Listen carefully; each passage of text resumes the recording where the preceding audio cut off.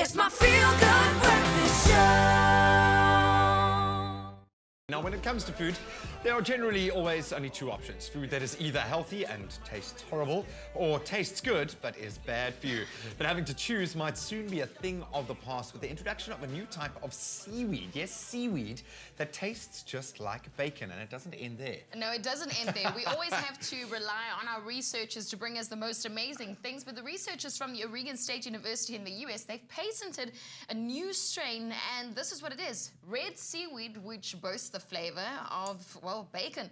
Amazing and nutritious. The only thing is it doesn't taste like seaweed, because I've tried.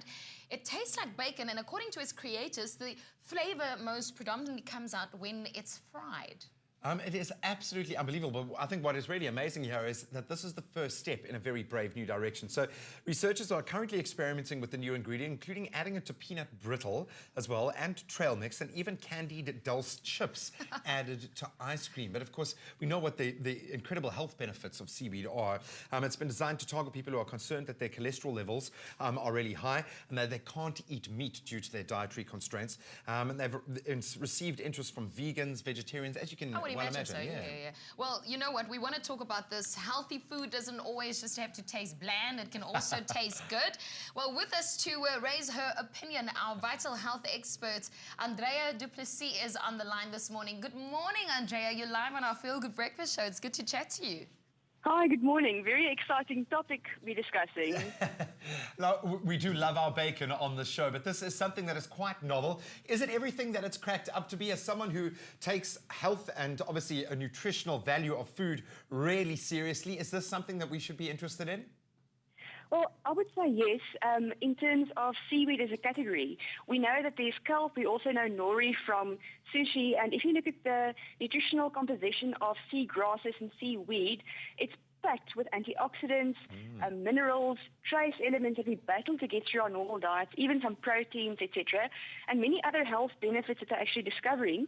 So if they find a way of introducing a tasty way of eating seaweed to the general population that is not as adventurous as people that voluntarily eat seaweed, maybe it's a good introduction. I'm excited to know that you can eat it and it tastes like bacon, but it does say in the research that it needs to be fried first. So I'm wondering, does it not lose some of its nutritional value when it's being fried? I mean, how should this red seaweed be eaten?